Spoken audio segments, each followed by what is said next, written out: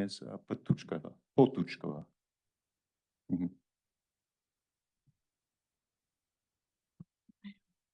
Thank you, Thomas.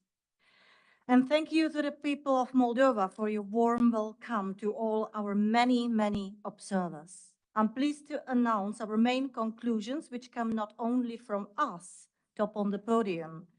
What we present is based on findings from a team of long-term expert observers, as well as some 300 international observers working together on the election day. I extend my thanks to my colleagues here for your close cooperation. Thank you very much, and dedicated and really hard work of all of our observers working across the country yesterday. Yesterday's presidential election and constitutional referendum were well managed, and contestants campaigned freely in an environment characterized by concerns over illicit foreign interference and active disinformation efforts. While this affected the integrity of the process, additionally, domestic campaign conditions did not allow for a level playing field among contestants. The election administration worked professionally and demonstrated impartiality in their decision-making. In a competitive but minimally visible campaign, voters were offered a variety of political alternatives among presidential candidates who were registered in an inclusive process. The manner in which the presidential election and referendum campaigns were conducted simultaneously, and media coverage which favored the incumbent and the government, did not provide fully equal opportunities. Misuse of administrative resources in the campaigns was also noted. Recent changes created a robust legal framework for campaign finances, but oversight was diminished due to the limited capacity and resources of the Central Election Commission. Further, the effectiveness of the resolution of election disputes was limited in the handling of some contentious cases and by the failure to meet review deadlines consistently.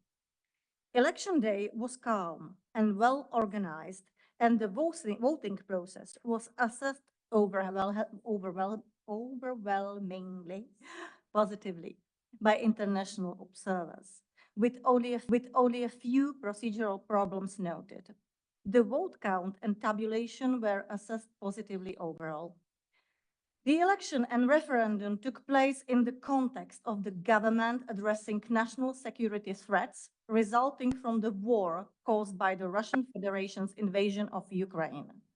Law enforcement authorities, many international actors, and civil society have proclaimed that Moldova is the target of an ongoing hybrid war directed from abroad that includes various forms of manipulative interference to destabilize the country, illicit financing of political actors, disinformation campaigns, and cyber attacks.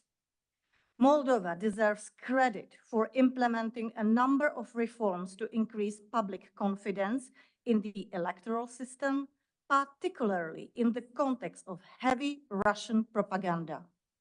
From implementing cybersecurity measures to effectively training election administration to ensuring a high degree of women's participation to improving conditions for the media, there is much to celebrate in these elections. There are, however, some areas for improvement, of course. The overlapping period between candidate registration and the campaign, for example, has created an uneven playing field, which is something we would like to see improved. I now invite my partners here to share their reflections, and following these remarks, I would be happy to then address any question you may have. Thank you for coming here, and I look forward to seeing you once again when I return for the second round in 2 weeks. Petra, please, you have the floor. Thank you, Ms. Potůčková. And now please, Ms. Bayer. Yeah, thank you very much, Lucy. I think we all agree that yesterday marked a pivotal moment for Moldova as the people choose a path towards European integration despite Russia's full-scale war of aggression against Ukraine and intensive Kremlin-backed interference in the electoral process. We commend the authorities for involving population through on the broadest possible consultation on this fundamental decision. We see very close votes, extremely split society, and that all requires further efforts from the authorities. Moldova's leadership has a mandate now to guide the country towards European Union integration, despite existing divisions and external pressure, which is still going on. With new opportunities come new responsibilities to ensure political stability and economic recovery. Guaranteeing human rights in their full range remains crucial for Moldova's future. And I would like to make two different points on contents. The first I would like to tackle is the media, the role of media. And we all are aware of challenges like disinformation campaigns, illicit financing, and vote buying that threaten democratic progress. Such activities pose significant threats to Moldova's sovereignty and the integrity of its election. We urge the authorities and the Central Election Commission to intensify efforts to educate citizens about these threats, especially in the light of next year's parliamentary elections. Media illiteracy is the literacy of our century. Every one of us needs to learn how to deal critically with every information received. Combating disinformation must not infringe free speech or hinder open political competition. Finding a balance between these fundamental rights is indeed essential. I am aware that there is a very, very fine line between freedom of speech and a government that has to curb distortion and misinformation. And also, to be honest, I do not know any single country in this world who found the optimal solution to this problem, but we all are working on it. I have still, and we all have still concerns that social media remains unregulated because for more and more people, it is the only source of information. So I think it's important also to think about how to regulate social media in future. And now let me come to my second aspect, which is an inclusive society.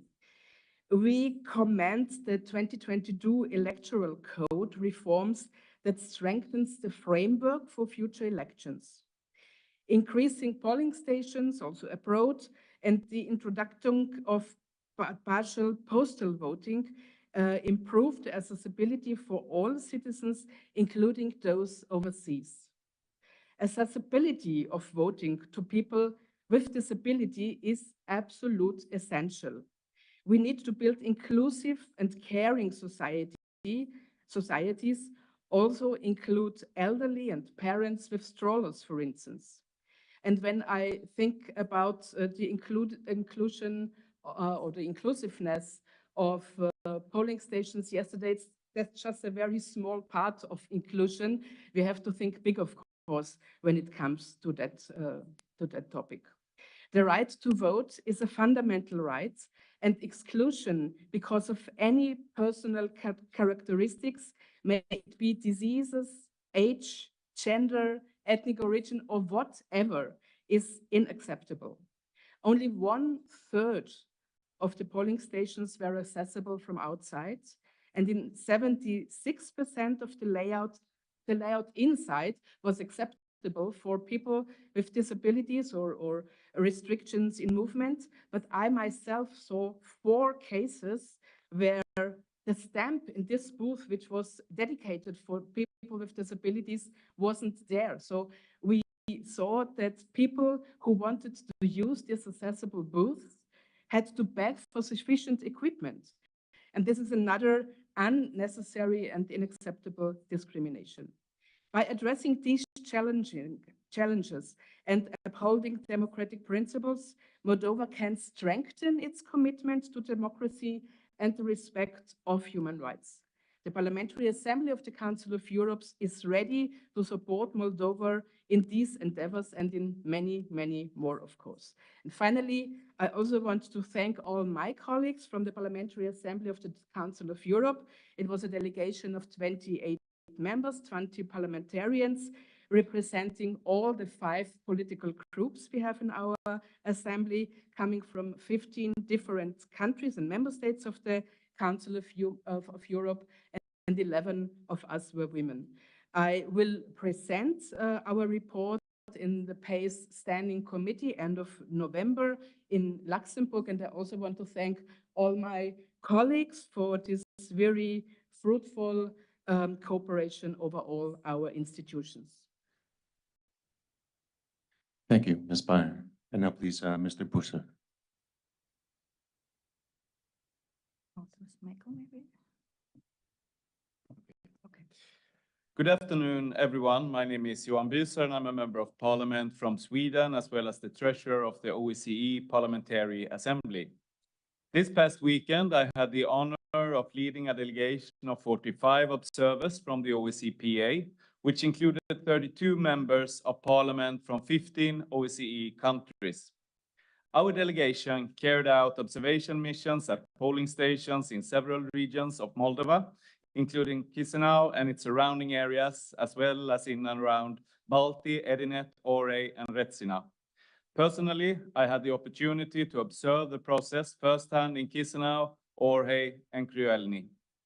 I want to extend my sincere thanks to all the dedicated poll workers for the warm welcome, their professionalism, and their cooperation. On behalf of the OSCE PA, I fully endorse the statement of preliminary findings and conclusions that we are presenting today. I would also like to acknowledge the valuable contributions of our colleagues from the European Parliament, the Parliamentary Assembly of Council of Europe, and the OSCE ODIHR. This underscores the importance of international cooperation in supporting transparent and fair elections. As highlighted by my colleagues earlier, let me stress that this election was held as a pivotal time for Moldova and the region as a whole. With Russia's ongoing full-scale war of aggression against Ukraine, Moldova has faced increased foreign interference and disinformation campaigns aimed at influencing this presidential election and referendum. While we observed a competitive but quiet campaign, I'm disappointed that there was a lack of substantive debate on key issues. I'm concerned that traditional views on minorities and LGBT rights were at times used as reasons to encourage a no vote on the EU referendum. Our preliminary statement points out other shortcomings as well. And in 2 weeks, as Ms. Potuchkova said, the OSCE PA will again deploy an observation mission to observe the second round of the presidential election. On basis of this, we will recommend that the authorities take appropriate measures to address the issues we will have identified. And our Parliamentary Assembly will be ready to work with the Moldovan authorities and the Parliament of Moldova in particular to follow up on these recommendations. In conclusion, let me underline that the significant number of international observers present at this election reflects the international community's unwavering commitment to supporting Moldova on its democratic path. Thank you. Thank you, Mr. Busser. And now please, Mr. Galler. Doamnelor și domnilor, bună ziua. Good afternoon, ladies and gentlemen. My name is Michael Galler. I'm a German member of the European Parliament from the EPP group, and I'm honored to address you as head and of the delegation of the European Parliament election observation delegation, composed of 7 members representing 5 countries and 5 political groups. I would like to thank the authorities for inviting the representatives of the European Union citizens to observe these crucial elections. We came here as part of the OSCE ODIHR International Election Observation Mission. Our presence is a strong sign of commitment from our institution. We consider the Republic of Moldova a top political priority and therefore eligible for support in all areas of mutual interest. That includes parliamentary support, human rights, mediation, rule of law, and election observation. Before proceeding with our impression on the elections, I would like to thank first the Moldovan authorities for the invitation to observe the elections. Then also the head of the EU delegation in Chisinau, Ambassador Yanis Mazeix. Mrs. Ursula Gacek, the head of the OSCE ODIHR election observation mission. Ms. Lucy Potuchkova, special coordinator and leader of the short-term OSCE observer mission. Ms. Petra Bayer, head of the Parliamentary Assembly of Council of Europe delegation, and Johan Büser, head of the OSCE Parliamentary Assembly delegation. Our delegation subscribes to the statement of the preliminary findings and conclusions of the International Election Observation Mission of the presidential elections and referendum, which were taking place in a context of a full-scale Russian war of aggression against Ukraine. This situation has deeply affected and continues to affect the Republic of Moldova, with Russia massively interfering and buying votes in the run-up and during the election.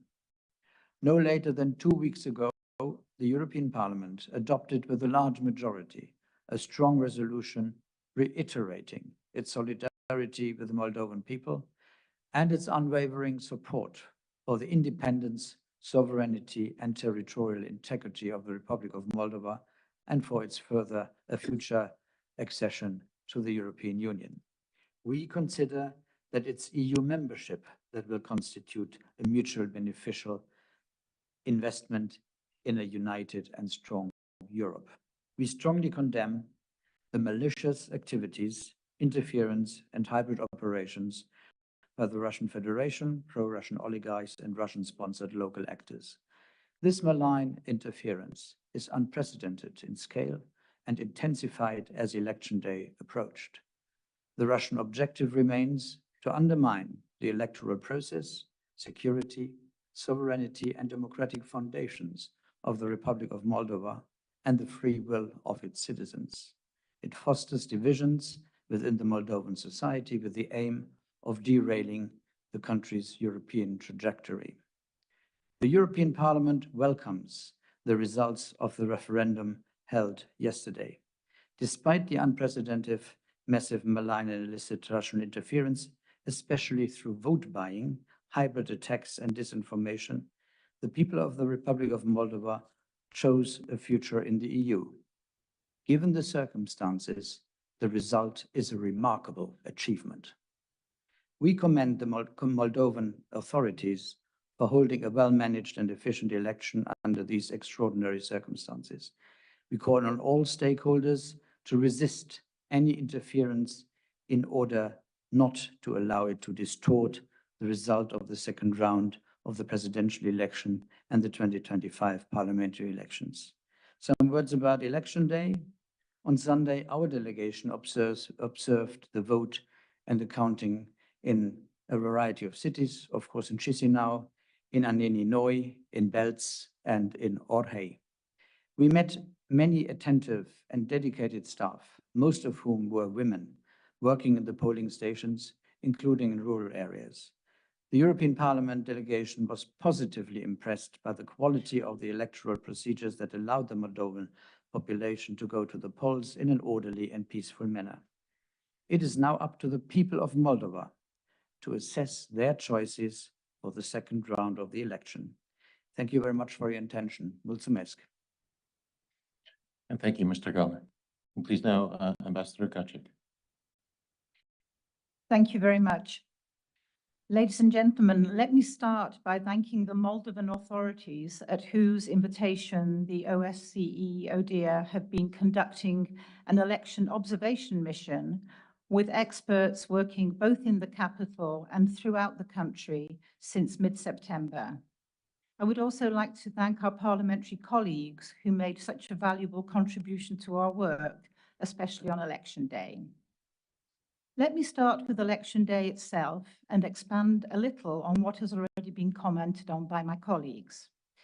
Yesterday, we had over 300 international observers working throughout the country from the time polling opened and actually even before.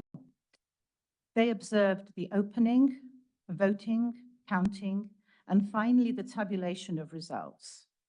We visited over 1,200 polling stations, as well as all the district election committees responsible for tabulation of in-country results. We continue to follow the work of the District Election Commission responsible for out-of-country voting. We assess the voting procedures very positively. Voter information systems functioned well, ballots were available in minority languages. However, in 9% of polling stations observed, not all voters were offered the option of receiving only one ballot. Cameras over the ballot boxes could have been positioned better in some polling stations in order not to compromise the secrecy of the vote. Other than this, there were only some minor procedural issues. After the close of voting, our observers were able to see the counting and tabulation of votes unhindered. They also assessed these procedures positively. We met citizen observers in nearly half of the polling stations visited and electoral contestant representatives in almost all of them. Election day was calm. Our observers saw very few isolated incidents of pressure on voters or attempts to influence them. The work of our election observation mission, however, is much more than just election day. 11 experts and 26 long-term observers have been busy following all aspects of the electoral process since mid-September, as I already mentioned. A starting point for our observation was the legal framework based on which elections are conducted. We assess it with reference to national legislation, to international standards, and OSCE commitments. The same commitments and standards apply to all 57 participating states of the OSCE.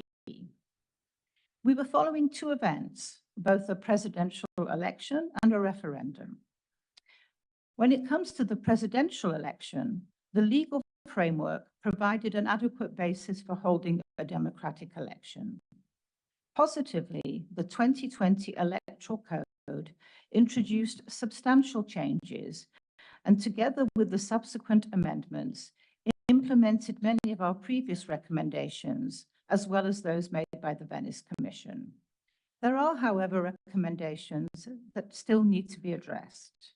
Moreover, many amendments were introduced just before the election without sufficient consultation, which led to confusion about what is legally permissible. We also assessed the legal framework for the referendum. There are no international standards prohibiting the simultaneous holding of elections and referendums. However, holding both events together without adjusting campaign regulations gave those who participated in both the contests certain advantages, including, for example, double campaign spending limits and twice the free airtime on radio and television. Due to the absence of rules requiring public authorities to remain neutral and a lack of regulations on how they may legitimately engage in the referendum debate, there were insufficient safeguards to ensure that the government administration provided objective information on both options, yes and no. Returning to the Central Election Commission, they administered the election and the referendum efficiently and transparently, respecting legal deadlines, despite being severely understaffed in several departments. The Commission adopted its decisions in an impartial and collegial manner, and lower-level administration bodies at both the district and precinct level were also positively assessed, including, but not only, on election day. Women are well represented in elected and appointed positions, and 4 of the 11 presidential candidates were women. Very few incidents of negative rhetoric towards women was observed. Unfortunately, this cannot be said in the case of LGBTI intolerant language, where many cases were noted, including remarks made by presidential candidates. There was overall confidence in the inclusiveness of the state voter register, but its accuracy was questioned by some election stakeholders due to records of deceased citizens abroad or in Transnistria remaining in the civil register, a database from which the voter register is extracted. We followed the entire candidate registration process. The Central Election Commission ultimately registered 11 candidates in an inclusive and transparent process, offering voters a choice of political options. Positively, restrictions on the right to stand for contestants associated with political parties determined as unconstitutional were repealed, in line with our previous recommendations and those of the Venice Commission.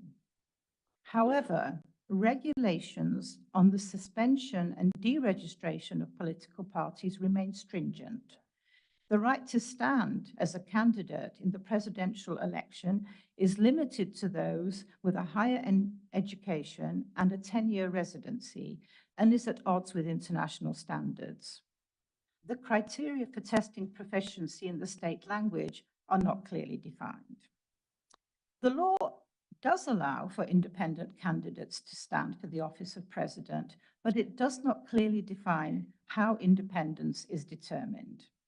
Despite the absence of clear criteria, the Central Election Commission took decisions on registration of independent candidates in a consistent and transparent manner based on objective criteria.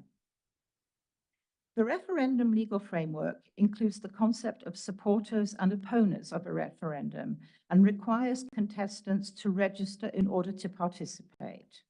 There were 15 participants in total, overwhelmingly for the yes option, with 13 for yes and 2 for no. During the presidential and referendum campaigns, fundamental freedoms were generally respected, and overall contestants could campaign freely. The campaigns, which were not particularly visible, were marred by foreign interference and active disinformation efforts, which have already been referred to by our parliamentary colleagues. At the start of the official campaign period, some candidates were still awaiting the verification of signatures of support, or had not had registration-related disputes resolved, and they could not start campaigning on day one.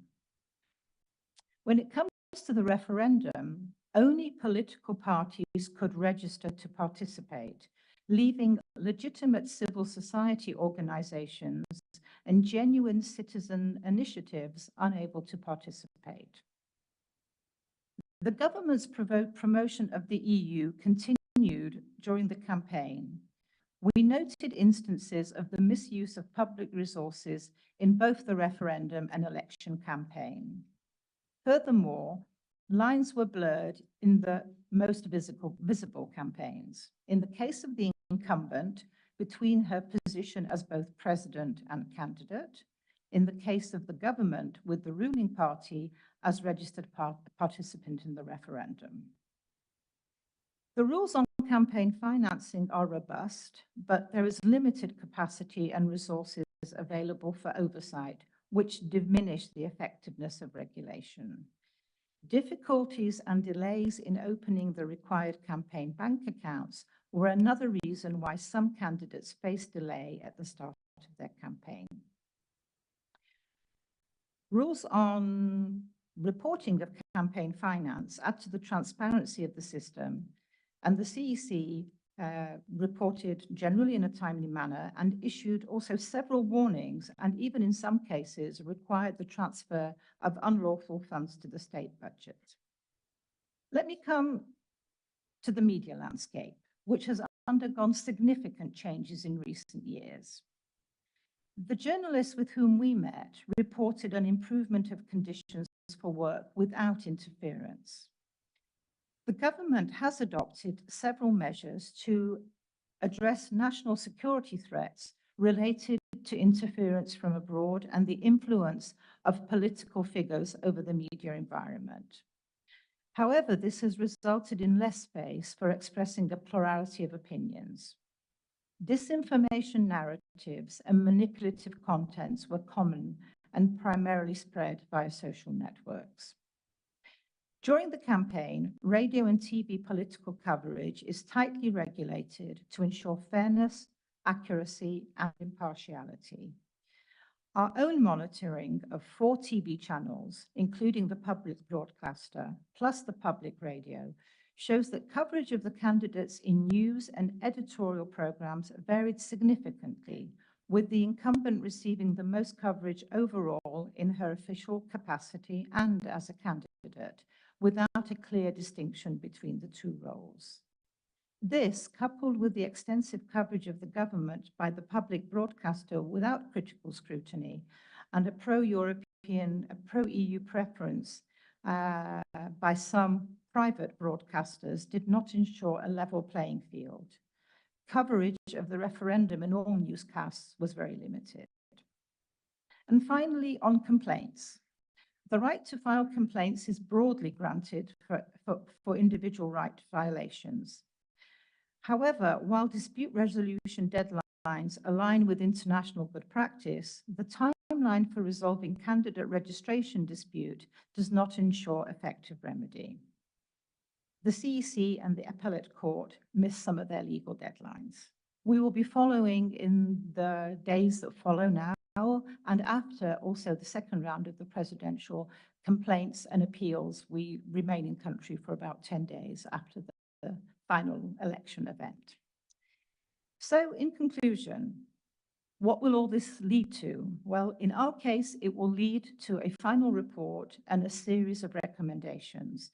They will be based on our observations, and they will be aimed at addressing areas where we found shortcomings, assisting with improvements, and ultimately increasing the resilience of and the citizens' confidence in the electoral processes in this country. Thank you. All right, thank you, Ambassador Gacek. And now, as I mentioned earlier, we do have time for questions from journalists. So if you do have a question, I'd ask you please to raise your hand and I'll have a microphone brought over to you. Before your question, if you could please provide your name and the name of the media outlet you're representing. Good morning, good afternoon. Thank you very much. I'm Vincenzo Genovese from Euronews. The Moldovan President Maia Sandu claimed very clearly that there were some votes sold and bought by criminal groups. She said at least 150,000 votes. I don't know if the investigation on this or you have some evidence, some intuition, some clues of this dynamic, or it's completely outside of your scope? Thank you very much. I'll try to answer the questions and then maybe I give a floor to Ursula, but it's not up to us to investigate. We are not police enforcement bodies.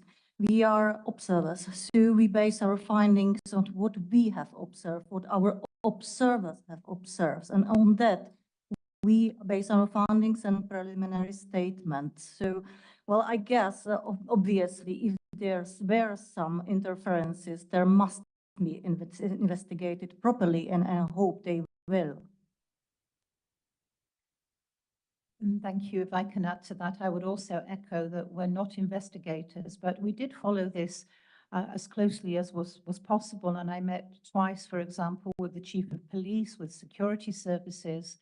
And I know that there are cases that are ongoing. And however, because they are ongoing cases, of course, they cannot be made public yet. But I'm confident that the authorities here, in those cases where they have evidence, are following them. And maybe in the days or weeks that follow, we will see more concrete details of those. Just a quick follow-up, if I may. So let's reverse the question. Did you notice any weird, dynamic, strange situation in what you have been observing? Thank you.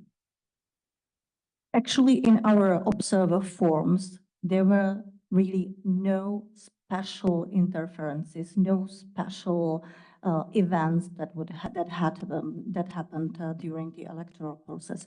But obviously, before I give a floor to Michael Galler, that I'm sure he will want to compliment me. But the thing is that we are perfectly aware of the fragile geopolitical situation in Moldova. Yes, I think it's obvious that probably in the polling station itself, there is no cash payment for the voters, so we didn't see that indeed. But in this case, it is relatively obvious. I mean, Mr. Shaw publicly offered what he has on stock to voters, and apparently quite a number, and the president, I think, named 150,000, was responding to that. So it's not on us, but we take note what one of those guys from Moscow have offered, and that is from him, not from us. And of course, we recorded these observations and these news in our preliminary statement in the footnotes. They are there.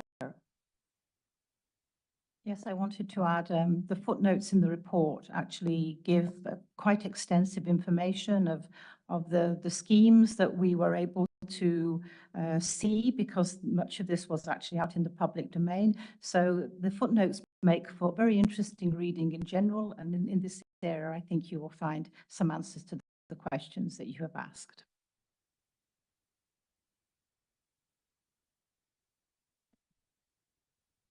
Further questions?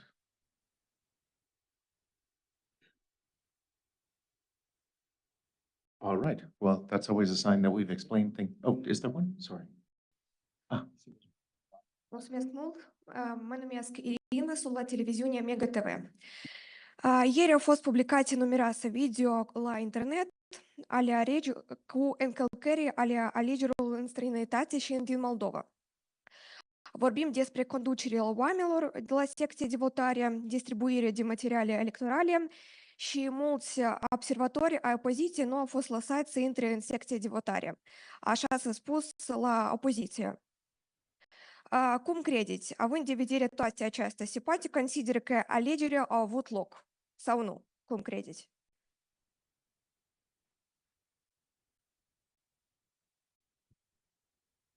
I didn't catch the start of the question, but you are asking according to your knowledge, that some observers were not allowed to the polling station. There were videos. Opposition Apparently observers. sorry, I caught the beginning. Apparently there were a number of videos that are available on the internet, on social media, that show or demonstrate that certain opposition leaders, according to them, observers were not allowed in the polling station. Okay, thank you, Tobias. We don't have any such reports in our forms from observers. If I may add, first of all, maybe a point of clarification. We do not observe polling stations abroad, so we cannot make any comment on what may have been happening overseas. But I think, as I mentioned in my opening remarks, we met the representatives of the candidates or the referendum campaigns in actually 96% of polling stations. We also noted that in 12 polling stations, observers were interfering in the work of the electoral board. It's not a great number, so that might have led to their to being asked to leave, because observers, hopefully like us, are bound by a certain code of conduct of non-interference.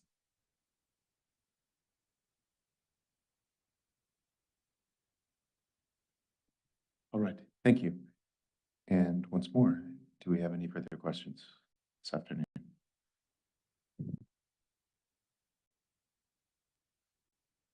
All right then, well, just all that's left then is to thank you once again for being with us this afternoon. I'll just mention that the preliminary statement we've presented today and the press release associated with it are available on the table to the right outside the door as you leave, and will also be posted on the website at a minimum of both the OSCE and ODIHR. After that, there's nothing left but to wish you all a wonderful rest of the afternoon.